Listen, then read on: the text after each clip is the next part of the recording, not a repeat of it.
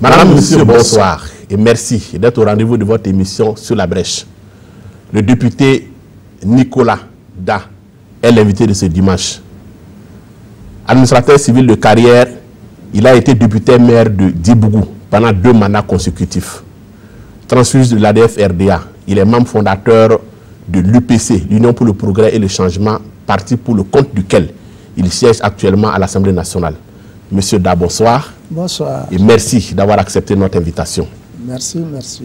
C'est acté, vous êtes le nouveau président du groupe parlementaire UPC, ou en tout cas vous serez le nouveau président du groupe parlementaire UPC à l'Assemblée nationale. L'information n'a pas encore été rendue publique, mais est-ce que vous la confirmez ici, sur la brèche? Je voudrais d'abord vous remercier pour l'occasion que vous m'avez donnée de m'adresser à l'opinion publique ce soir sur des questions nationales qui touchent à la vie de notre pays et surtout à la vie de notre parti.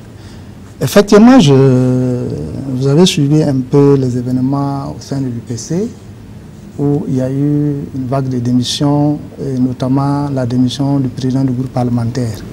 Alors, pour assurer la continuité du groupe parlementaire, le groupe s'est retrouvé pour me désigner comme nouveau président du groupe parlementaire UPC pour continuer la lutte.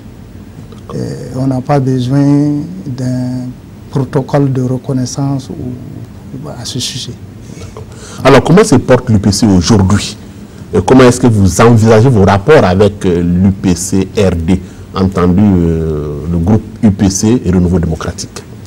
L'UPC se porte bien en tant que deuxième force politique du pays. L'UPC se porte bien parce que la prétendue crise qui fait suite à la démission d'un certain nombre de camarades de groupe saurait être interprétée comme une faiblesse au niveau de notre parti. L'UPC est un grand parti. 13 députés qui rendent le tablier, parmi lesquels les membres fondateurs, c'est quand même pas rien. 13 députés parmi des milliers de militants, 13 militants qui s'en vont, c'est pas la mer à boire, ce n'est pas inquiétant pour nous. Parce que un député, c'est quoi? Un député, c'est quelqu'un qui a été élu par une base. Et s'il est établi que la base l'a suivi, ça peut être inquiétant pour nous. Mais si ce n'est que lui qui s'en va, ce n'est pas un problème. Ça n'inquiète pas le parti en tant que tel. Mais ça ne veut pas dire non plus qu'il faille entretenir cet état de fait, parce que quand même, nous pensons que si nous avons décidé ensemble de construire le parti, il va de soi que nous puissions encore aller dans le même sens jusqu'à la conquête du pouvoir d'État pour lequel nous sommes constitués en parti politique. De ce qu'on voit dans les médias, les démissionnaires présentent également, en tout cas, des soutiens dans leurs fiefs respectifs. Je parle par exemple du député Semboro. Bon, je vais revenir pour rectifier le tir au niveau de l'UPC-RD. L'UPC-RD n'est pas un parti politique reconnu au Burkina Faso. Il ne se trouve pas sur l'échiquier des partis politiques au Burkina Faso. Encore moins, l'UPC-RD n'a pas de député à l'Assemblée nationale et par conséquent, il ne saurait y avoir un groupe parlementaire UPC-RD parce que les groupes parlementaires sont constitués sur la base des partis politiques, c'est-à-dire qu'ils sont constitués et selon les affinités politiques. Et l'UPC-RD, n'étant pas un parti politique, ne peut en aucun cas constituer un groupe parlementaire. Ça, il faut revenir pour... Est-ce que cet argumentaire ne s'apparente pas à une façon de nier une réalité? Il y a une réalité, parce qu'il faut que les gens sachent ce que c'est qu'un groupe parlementaire. Effectivement, quand vous prenez le règlement de l'Assemblée, il comporte beaucoup d'insuffisances. Le règlement ne définit pas ce que c'est qu'un groupe parlementaire, encore moins quelles sont les attributions d'un groupe parlementaire.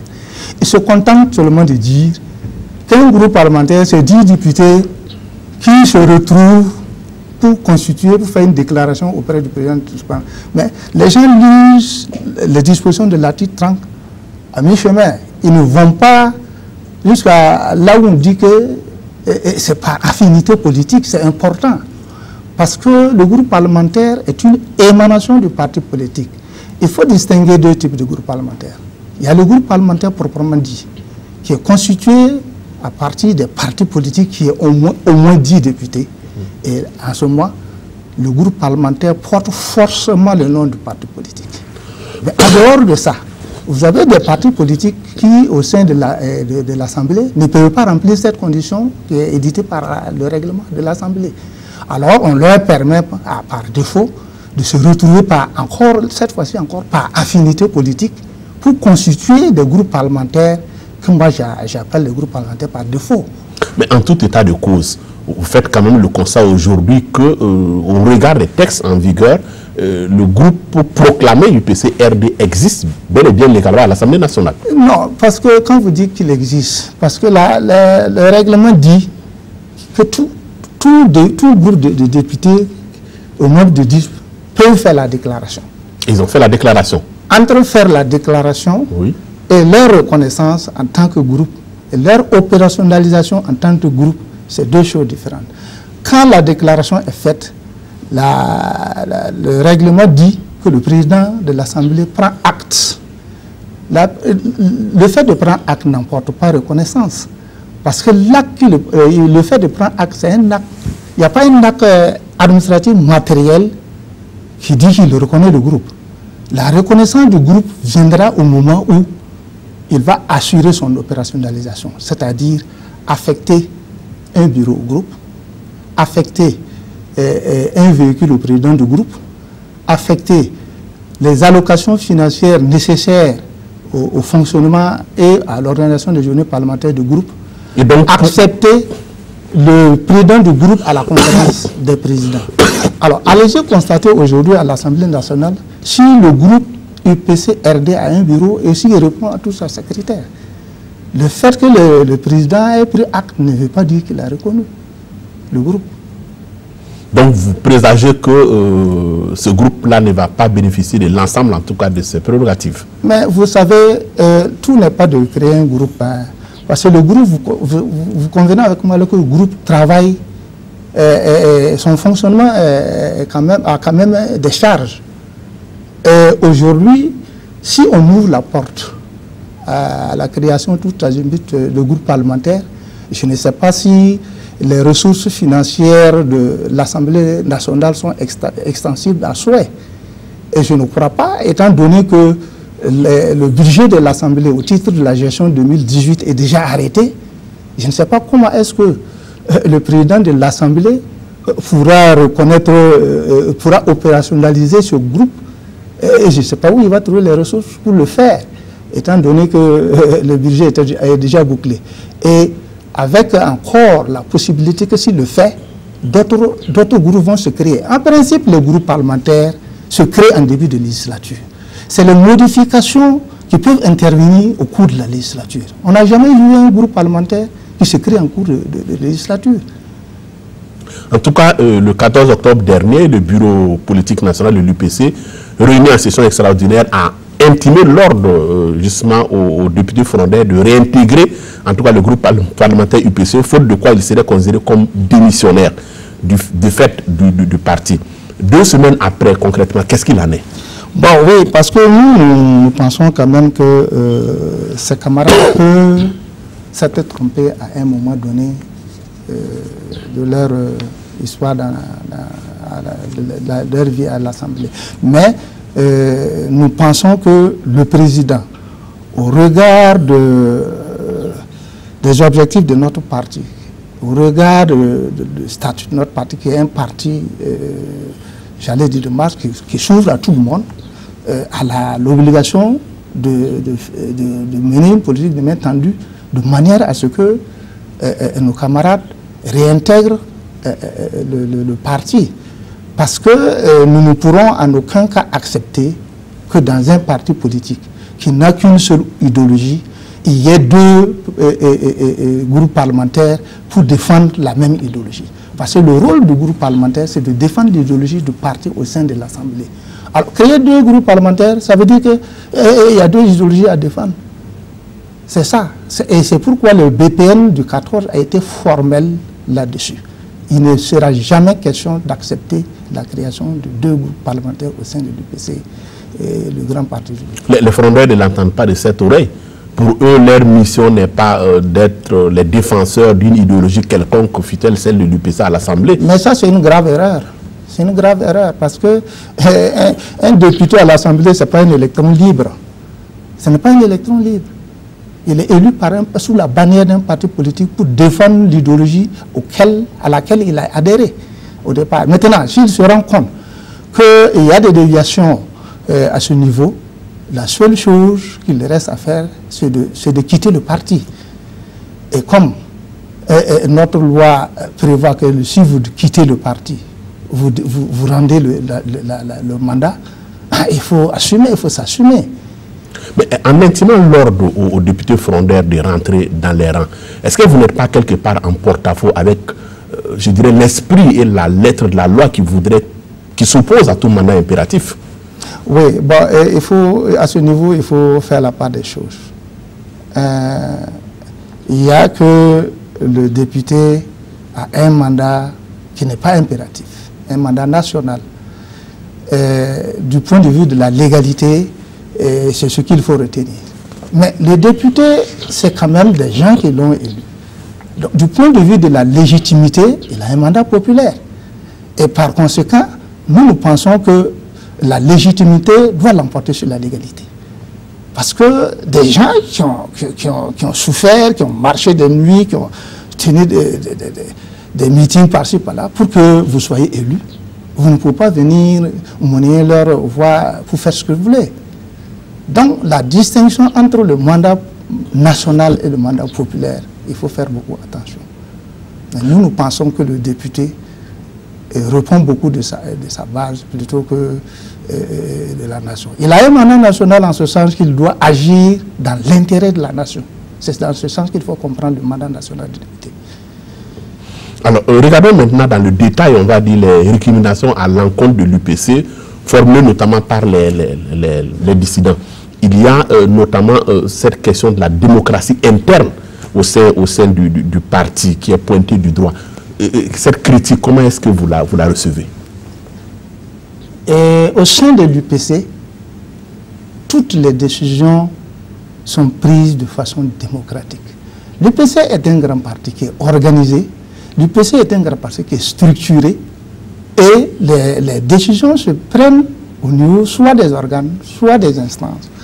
Le cas, je ne peux pas comprendre que des camarades qui sont dans un parti politique posent le problème de démocratie, au lieu de le poser au niveau des instances, ne le font pas et aillent créer un parti. Quel est le lien qu'il y a entre le problème de manque de démocratie au sein du parti et la création d'un groupe parlementaire dans lequel ils se réclament encore du même parti? Il n'y a pas de cohérence.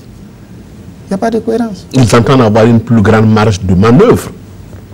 Bon, ils ont peut-être un objectif que peut-être inavoué, mais moi je pense que la création du groupe parlementaire n'a aucun lien avec le manque de démocratie qu'ils ont observé au niveau qu'ils pourraient observer au niveau du parti et qui pouvait être réglé au sein des instances du parti. Le député Daouda Semboro, qui vous a précédé dimanche dernier dans ce même fauteuil, a soutenu par exemple que les députés apparentés UPC qui étaient dans le groupe Paix, Justice et Réconciliation nationale, ils sont allés sans qu'aucune instance, par exemple du parti, n'ait décidé justement du fait qu'ils se retrouvent dans ce groupe. Non. Est-ce que la décision serait venue du... Voilà.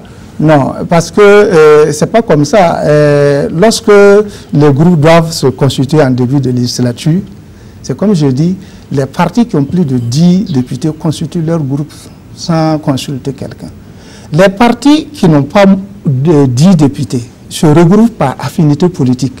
Et si, malgré le regroupement, il y a une défaillance, si nous n'atteignons pas le nombre de 10 députés, ils peuvent faire recours aux partis qui ont à peu près la même idéologie pour demander des députés comme apparentés pour pouvoir créer le groupe.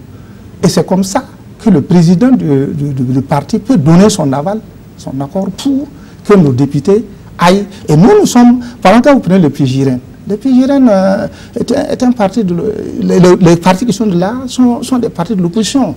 Donc nous avons, du point de vue idéologique, on se rejoint quelque part. Donc c'est pour cette raison fondamentale que le président du parti a autorisé à 2 députés de se joindre au groupe. Et le CDP en a fait de même. Le CDP a donné aussi 3 députés pour qu'ensemble on constitue le groupe Paix, Justice et Réconciliation nationale. Justement, ce groupe ne répond pas d'un parti politique. Ils ont une vision commune qui est la paix, la justice et la réconciliation nationale. Et c'est sur cette base qu'ils s'accordent. Les jours qui ne sont plus d'accord là-dessus, chacun peut partir de son côté. En ce moment, le groupe se casse. Mais donc, on peut vous opposer le même argument. Ils se sont constitués librement sur la base d'une plateforme minimale, la paix, la justice et la réconciliation nationale. Donc, qu'est-ce qui empêcherait que 13 députés qui étaient initialement à l'UPC décident de se retrouver pour créer un groupe UPC Renouveau Démocratique? Je vous ai dit tout à l'heure qu'il y a 2 types de groupes parlementaires. Les groupes parlementaires proprement dits, qui sont forcément issus du parti, qui portent le nom du parti, et les groupes parlementaires que j'appelle groupes parlementaires par défaut, qui sont constitués par des membres apparentés. Mais l'UPC RD se retrouve sur la base des affinités politiques. Pardon? Il s'appelle UPC RD. Non, UPC RD n'est pas un parti politique. Quand vous prenez PGRN, ce n'est pas un parti politique. C'est une vision. S'ils avaient créé leur groupe parlementaire en donnant un autre nom, nous allons comprendre qu'ils ont quitté le parti. En ce moment, on tire toutes les conséquences juridiques en la matière. Mais ils ne peuvent pas utiliser les éléments identitaires du parti pour créer un groupe au sein du parti. Quand vous regardez un peu les raisons qu'on avance, ça ne vaut pas le coup de créer un groupe parlementaire. Ça ne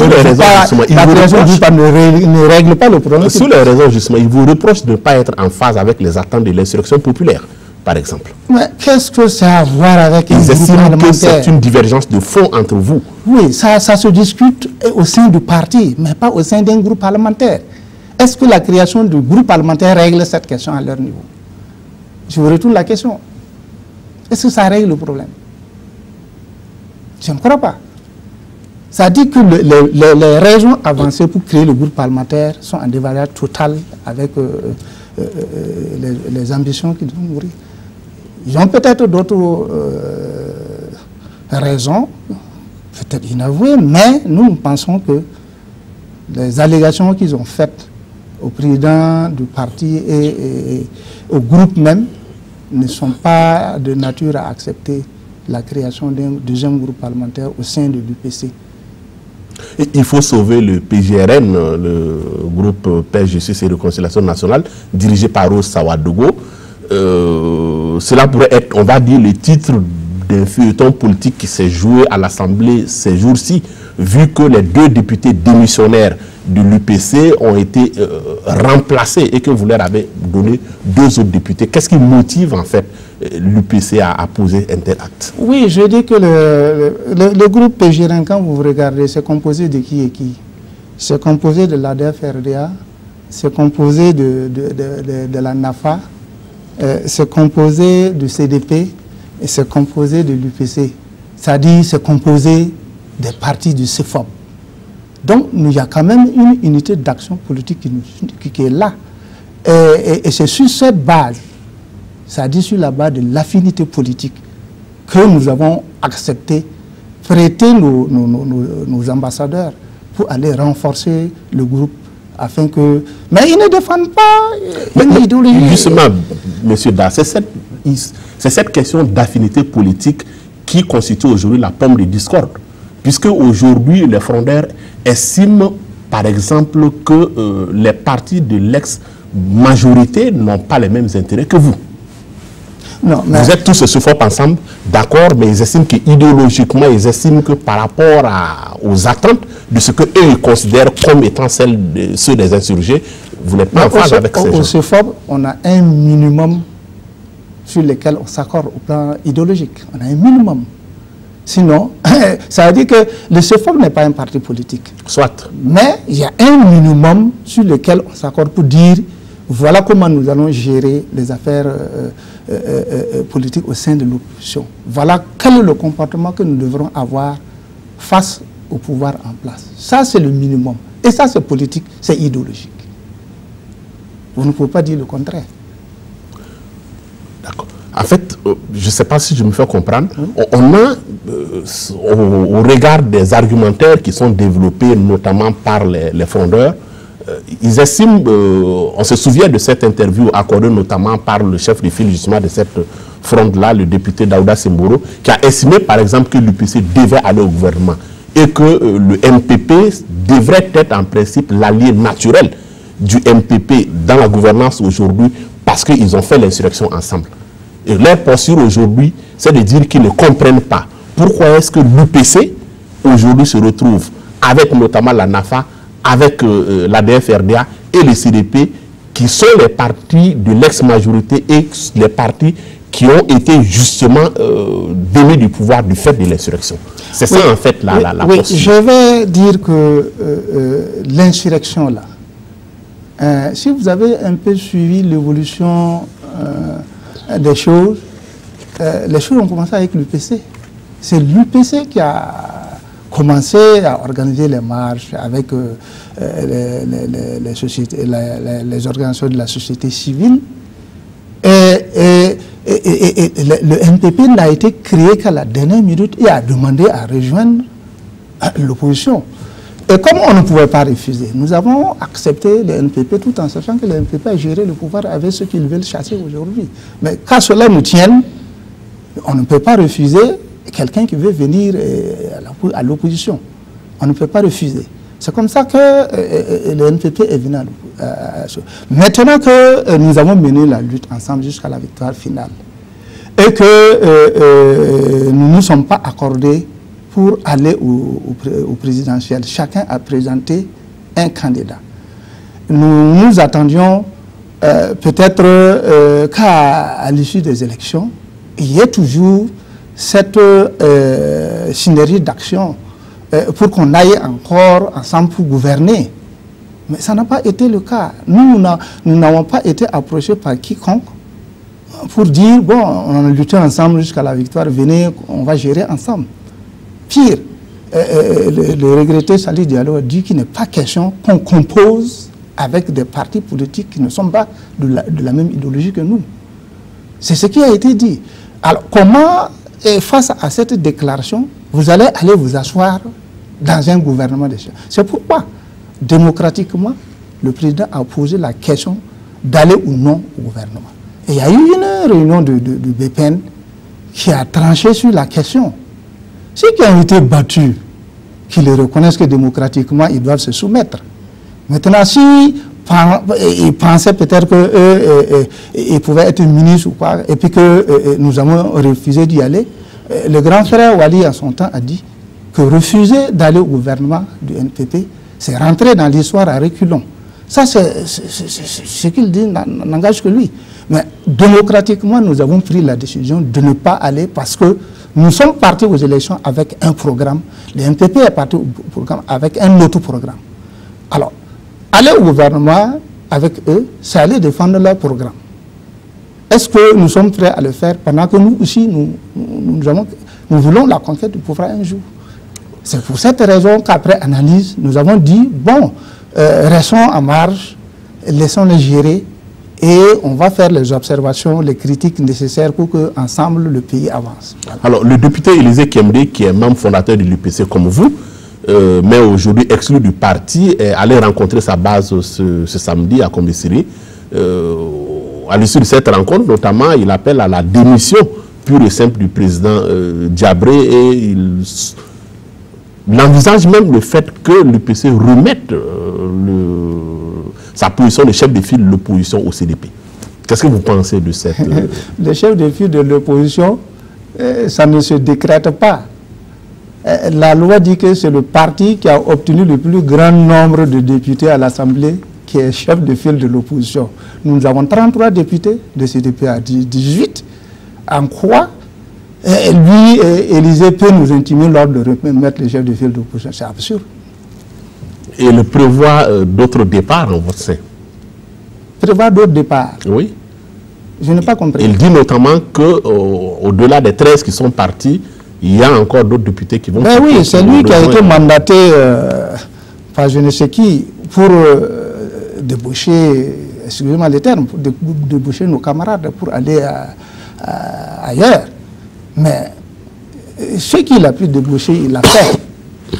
Mais je ne crois pas qu'en dehors des 13, ils pourront avoir quelqu'un d'autre. Au contraire, nous sommes en train de travailler pour ramener nos 13 au bercail. Voilà. D'accord. L'histoire nous dira. La vérité. Le ministre d'État, ministre de la Sécurité intérieure, Simon Compaoré, se serait invité à la crise à l'UPC, si l'on en croit en tout cas une vidéo qui fait en ce moment le buzz sur la toile et sur les réseaux sociaux, sans présumer de l'authenticité de cette vidéo. On le voit en tout cas proférer des menaces contre ceux qui le considèrent comme les fouteurs de troubles dans la République. Est-ce que vous avez vu cette vidéo et qu'est-ce que vous en pensez?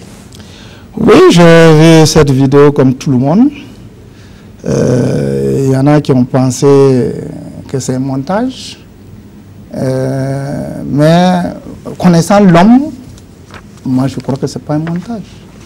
Et c'est déplorable qu'un ministre d'État, ministre de la Sécurité de surcroît, qui a les hommes de sécurité avec lui, se mette lui-même à agir dans ce sens. C'est la preuve que le complot dont nous faisions cas là, c'est la preuve que c'est avéré. C'est la preuve que c'est avéré. Parce que je ne peux pas comprendre qu'un ministre portant par gilet Kalachnikov à main aille protéger des députés. Ce n'est pas n'importe quel député, c'est les députés qu'ils ont tenté de déboucher. Ça se comprend. Mais c'est dommage pour lui. Et moi, je pense que dans un pays comme le Burkina, il doit avoir le courage, dès qu'on a publié, de démissionner. Il ne doit pas attendre qu'on le décroche de son poste. Alors, on termine avec cette crise à l'UPC, mais on poursuit avec le ministre Simon Compaoré, dont le département a organisé cette semaine un forum national sur la sécurité. La grande messe, en tout cas, a été dite. La question que je vous pose, c'est est-ce que l'homélie qui a été prononcée vous rassure quant à la capacité du Burkina Faso à faire face aux défis et aux enjeux sécuritaires? Vous dites bien que c'est une grande messe, c'est très bien dit, parce que moi je pense que ce forum est un forum en plus. Parce que je me dis que les questions sécuritaires, dans un contexte de terrorisme, ne doit pas trouver sa solution dans un forum où les gens viennent, chacun vient raconter ce qu'il veut. Il y a des structures à mettre en place pour réfléchir sur la question épineuse de l'insécurité au Burkina. L'insécurité ne sera pas résolue par... Le problème de l'insécurité ne sera pas résolu par ce forum. Je suis désolé. Le président du Faso, Roch Kaboré, lui appelle à un sursaut patriotique contre le fléau du terrorisme et de l'insécurité. Est-ce que c'est un appel que vous avez entendu? Bien sûr, parce que la question sécuritaire n'a pas de couleur politique. Nous sommes tous patriotes. Chacun de nous aspire à la gestion du pouvoir d'État. Et quand on dit qu'on aspire à la gestion du pouvoir d'État, c'est qu'on aspire à ce que l'État soit existant, que l'État existe. Et par conséquent, l'insécurité est la question de tout le monde. Et l'UPC se sent interpellé sur cette question de l'insécurité. Alors, sur le front sécuritaire, toujours, c'est la grève des fonctionnaires de police qui fait désordre. C'est en tout cas ainsi que le gouvernement burkinabé le perçoit, puisqu'il estime que les revendications syndicales, quelle que soit leur importance, ne sauraient remettre en cause l'essence de leur mission, qui est la protection des citoyens. Je cite le ministre porte-parole du gouvernement. Dans les faits, en tout cas, à l'appel de l'UNAPOL, qui est l'Union nationale police et le syndicat des fonctionnaires de police, en tout cas, ils ont déserté les lieux publics dans lesquels ils étaient commis à la sécurité. Comment est-ce que... qu'est-ce que vous pensez, on va dire, de ce mouvement d'humeur? Moi, je pense que quand les travailleurs vont en grève, ils ne revendiquent pas pour revendiquer. Il y a quand même des choses qui sont fondées. Et si on ne peut pas passer, les raisons qu'ils avancent, le manque de matériel, les mauvaises conditions de vie et de travail, sont des réalités. Et face à ce terrorisme, ce sont des réalités qu'il faut résoudre. Pendant ce temps, pendant qu'on ne donne pas ces moyens aux policiers, on trouve moyen que le ministre d'État lui-même aille assurer de la sécurité. Donc s'il peut faire tout ça, il n'a qu'à faire ça lui, plat des policiers, et puis les policiers vont rentrer au bercail, c'est tout. Allô, je m'appelle Henri Peck. Je suis analyste à la... À qui vous téléphonez? Au bureau de conseil spécial, l'agence qui protège les dénonciateurs d'abus. Oh non, vous n'auriez jamais dû le laisser téléphoner, monsieur Rees. Une des rares personnes à connaître l'existence de la machine travaille justement pour cette agence. Mais qu'est-ce que vous faites? Notre gouvernement nous espionne. Ces gens veulent me tuer pour m'empêcher de parler. Je vais quand même pas garder ça pour moi. Ces personnes que vous appelez, vous vous trompez sur leur compte. Vous ne pouvez pas en parler. Il n'y a personne de fiable. Baissez-vous!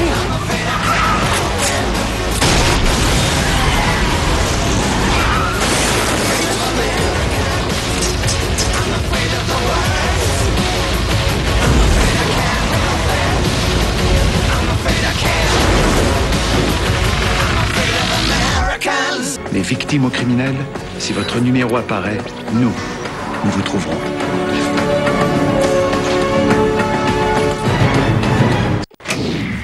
Explique-moi comment.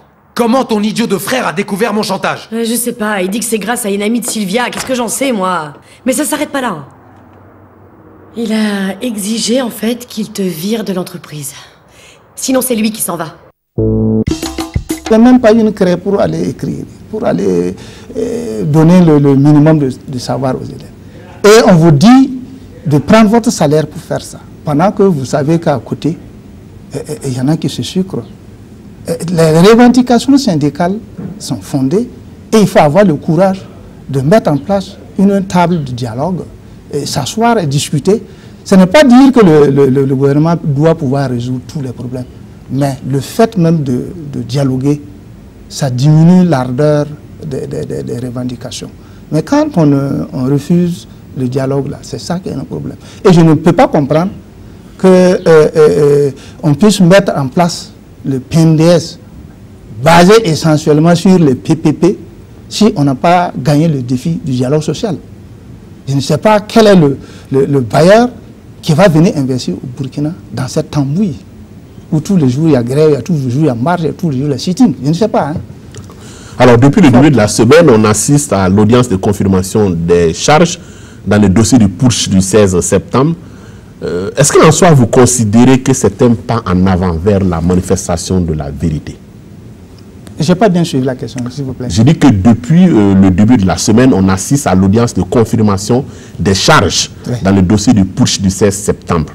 Est-ce que vous considérez qu'en soi, la tenue de cette audience de confirmation des charges est un pas en avant? C'est véritablement un pas en avant. Et moi, je pense que si on veut vraiment aller vers la réconciliation nationale, il faut vider les dossiers judiciaires. Il faut permettre aux uns de parler. Il faut que la justice soit dite et qu'il faut que ceux qui sont fautifs soient finis conformément à la loi. Nul n'est au-dessus de la loi. Alors, devant le tribunal, on a vu hein, les parents des victimes et puis les blessés, on va dire, de ce putsch-là qui se sont mobilisés pour, disent-ils, assurer une forme de veille citoyenne afin que justice soit rendue. À l'intérieur du palais, par contre, du tribunal, les avocats de la défense, eux, crient au risque de politisation du procès. De votre posture d'acteur politique et de l'Union nationale, comment est-ce que vous voyez toute cette affaire? Bon, politisation du procès, c'est possible, parce que moi je constate que jusqu'à preuve du contraire, que la justice n'est pas encore indépendante dans ce pays. Sur quoi vous fondez vos... Non, je le fonde sur pas mal de cas qu'on voit aujourd'hui. Les juges ne peuvent pas dire librement le droit. Ça se constate un peu partout dans les dossiers qui sont bloqués par-ci, par-là. Sinon, je ne peux pas comprendre que des dossiers qui ont fait l'objet d'instruction depuis près de 3 ans, qu'on n'arrive pas à les évacuer. L'affaire Norbert Zongo, l'affaire Thomas Sankara, l'affaire... Mais je ne comprends pas pourquoi on n'arrive pas à les évacuer. À ça vient s'ajouter les questions brûlantes de l'heure qui concernent les victimes de l'insurrection. C'est quand même des questions fondamentales et les juges qui sont véritablement indépendants devaient pouvoir se prononcer. Parce que dans ce procès, beaucoup de gens sont concernés, y compris ceux qui gèrent le pouvoir actuel. Le général Gilbert Guinguérès, qui est le cerveau présumé du putsch, en tout cas n'entend pas trinquer tout seul. Sa ligne de défense est que toute la haute hiérarchie militaire a posé des actes qu'il considère constitutifs de la consommation du coup d'État et que par conséquent, il devrait être inculpé et jugé au même titre que lui dans cette affaire. Qu'est-ce que vous entendez à cet argument? Mais je pense que si il y a un adage qui dit que si le poisson sort de l'eau et qui vous dit que le caïman a une taille à l'œil, vous ne pouvez que croire. Guinguérès seul connaît comment fonctionne le système militaire. Alors moi, je ne peux pas donner une appréciation de valeur à ce niveau. On apprend aujourd'hui l'arrestation à Paris de François Compaoré. C'est une information, on va dire, de dernière minute. Comment est-ce que vous réagissez, on va dire, à cette nouvelle qui est tombée ce dimanche même? Bon, au départ, on avait appris que de François lui-même qu'il n'y avait pas de mandat d'arrêt émis à son encontre. Nous avons été grandement surpris d'entendre aujourd'hui qu'il a été arrêté par Interpol à Paris. Mais en ce qui, je réaffirme que la position de l'UPC en ce qui concerne la justice est que celui qui est fautif doit être jugé. C'est comme ça. L'équité en matière de justice, c'est ça. Il faut juger tout le monde et de la même manière. Et si François Compaoré est jugé et qu'il est déchargé de ce qu'on lui reproche, bon, s'il n'est pas déchargé, qu'il soit sanctionné au même titre que les autres. Pour ça, nous n'avons pas d'équivoque là-dessus. C'est comme l'a toujours dit le président de l'UP, les voleurs teints noirs, les voleurs teints clairs, là, il faut les juger de la même manière. On reste à la justice où le rapport d'une commission d'enquête commanditée par le Conseil supérieur de la magistrature est venu en tout cas tomber dans la mare de la magistrature, éclaboussant en tout cas ironie du sort de hauts magistrats dont des membres même du Conseil supérieur de la magistrature, à commencer par sa présidente. Quelle lecture vous avez fait de ce rapport-là? Oui, moi je pense que les conclusions de cette enquête viennent à point nommé pour mettre à nu le système judiciaire burkinabé, que donne l'impression qu'il y en a qui sont au-dessus de la loi. Le juge dit le droit, mais le juge n'est pas au-dessus du droit. Donc moi je pense que si les conclusions de cette enquête mettent en cause des juges, il faut que l'exemple soit donné en les sanctionnant pour que tout le monde sache que personne n'est au-dessus de la loi. C'est eux qui doivent commencer par donner le bon exemple, puisque c'est eux qui charrent les autres quand ils sont fautifs. Si eux-mêmes ils sont fautifs, qu'on les juge. Moi, il n'y a pas de problème à ça. Alors, ce rapport est cependant sujet à caution. Il dit beaucoup de choses, mais on en dit également beaucoup de choses. Il s'est dit par exemple que certaines personnes incriminées dans le rapport n'ont même pas été auditionnées, n'ont pas été entendues. En outre, depuis son élaboration, il dormirait en tout cas dans les placards, puisqu'aucune, on va dire, suite disciplinaire n'a été donnée jusque-là à ce rapport-là. Au regard de tout cela, est-ce que vous direz que la justice burkinabé a aujourd'hui les ressources pour nettoyer ces écuries d'Ojast? Non, le gouvernement doit prendre les mesures pour que cela le soit. Parce que je ne peux pas accepter qu'on se retranche derrière le manque de ressources pour bloquer le fonctionnement judiciaire. La justice est le troisième pouvoir et doit avoir les moyens de fonctionner de façon autonome et indépendante. Et raison de plus que pour revenir pour dire que l'indépendance de la justice n'est encore pas une réalité au Burkina. Parce que quand vous dites à quelqu'un qu'il est indépendant et qu'il n'a pas les moyens de son action, où se trouve son indépendance? Aujourd'hui, est-ce que c'est la seule question des moyens? Ce n'est pas la seule question des moyens, c'est vrai, Mais c'est la question fondamentale quand même. Il y a eu le forum sur la justice, il y a eu des moyens conséquents qui ont en tout cas été donnés aux magistrats. Donc aujourd'hui, qu'est-ce qui empêche véritablement qu'on puisse avancer sur les dossiers judiciaires? C'est la question j'allais te poser quand je dis qu'il n'y a pas d'indépendance au niveau de la justice et qu'il y a une interférence du politique sur le judiciaire. Ça se démontre par là. A contrario, les magistrats vous disent aussi que c'est le dossier qui conduit le juge. Bon, de toute façon, je ne peux pas donner une appréciation de valeur parce que je ne suis pas dans les circuits, mais nous pensons quand même que si les moyens sont mis et si la liberté est donnée au juge de dire le droit, il n'y a pas de raison que les dossiers soient bloqués, à moins qu'il y ait une mainmise sur ces dossiers-là. Sinon, il n'y a pas de raison. Vous êtes acteur politique, vous pensez que qui met la main sur les dossiers judiciaires? Non, acteur politique, je le suis. Je ne gère pas le pouvoir d'État.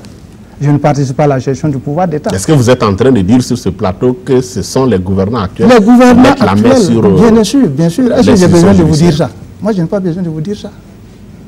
Pour vous, c'est quoi? C'est qui? Ça s'appelle qui? C'est pas moi qui réponds aux questions. C'est tombé de l'air.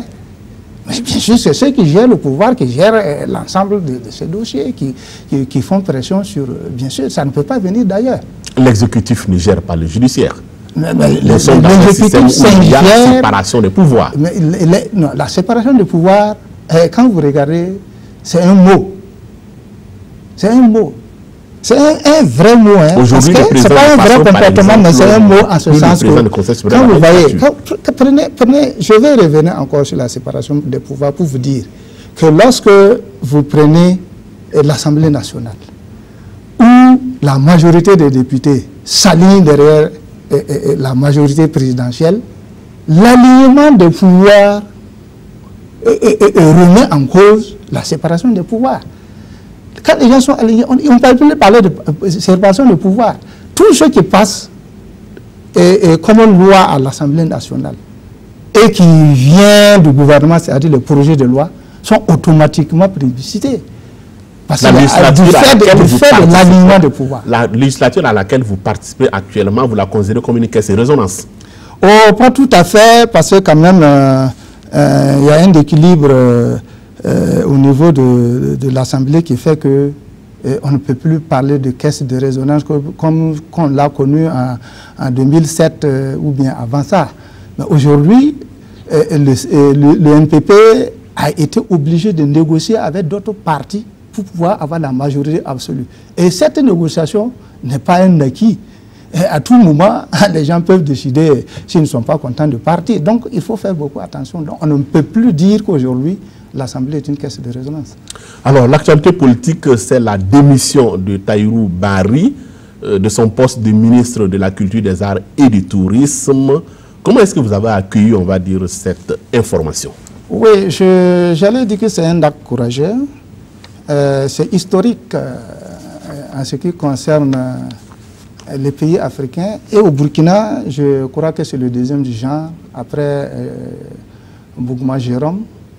Tahirou est le deuxième, qui a osé démissionner, qui a osé abandonner les avantages qu'il avait pour critiquer le gouvernement. C'est un acte courageux que j'encourage, je félicite. Justement, sur les critiques, il le met notamment à de sérieuses réserves sur le PNDS, le Plan national de développement économique et social, et juge que la gouvernance Kaboré n'est pas axée sur la satisfaction durable des aspirations des masses. Ça, c'est lui qui l'écrit.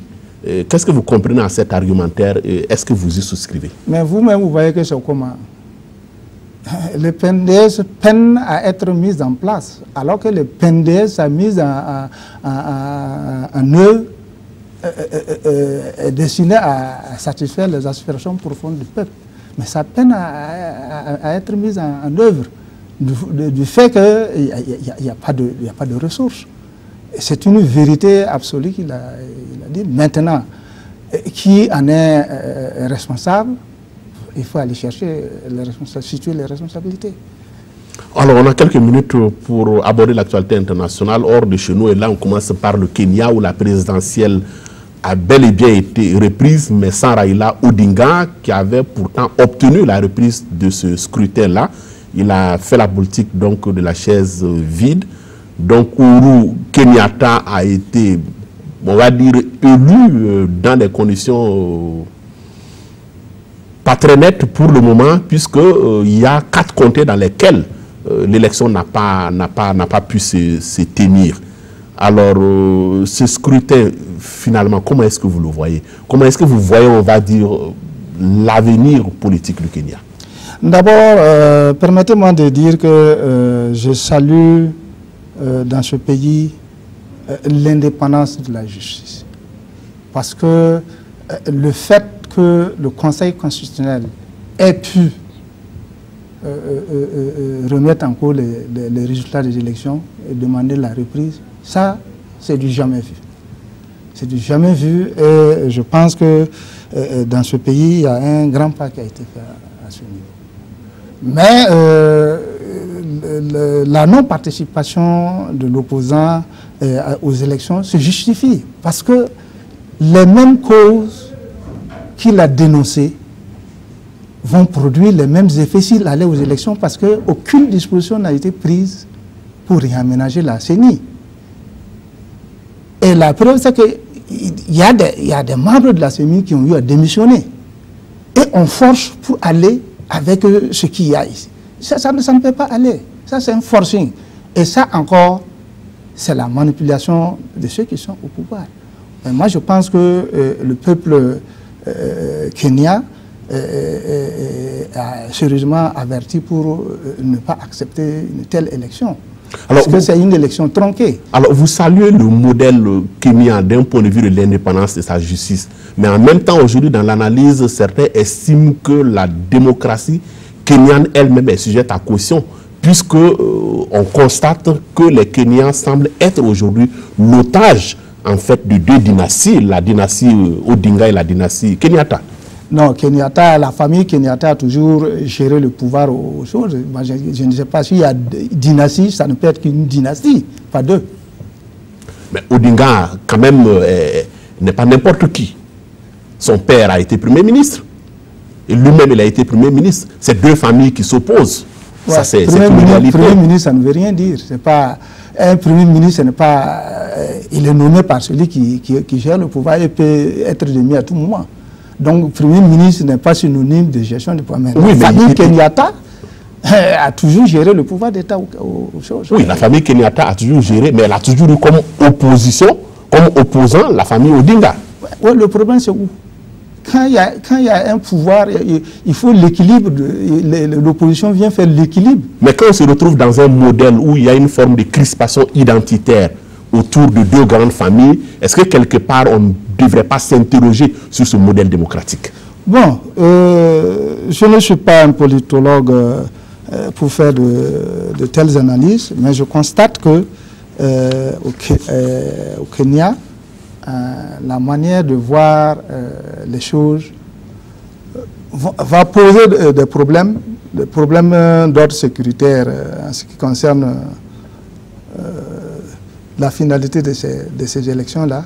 Et je me demande comment est-ce qu'on pourra proclamer les résultats de ces présidentielles sans une bonne partie des résultats qui n'ont pas été comptabilisés du côté de la région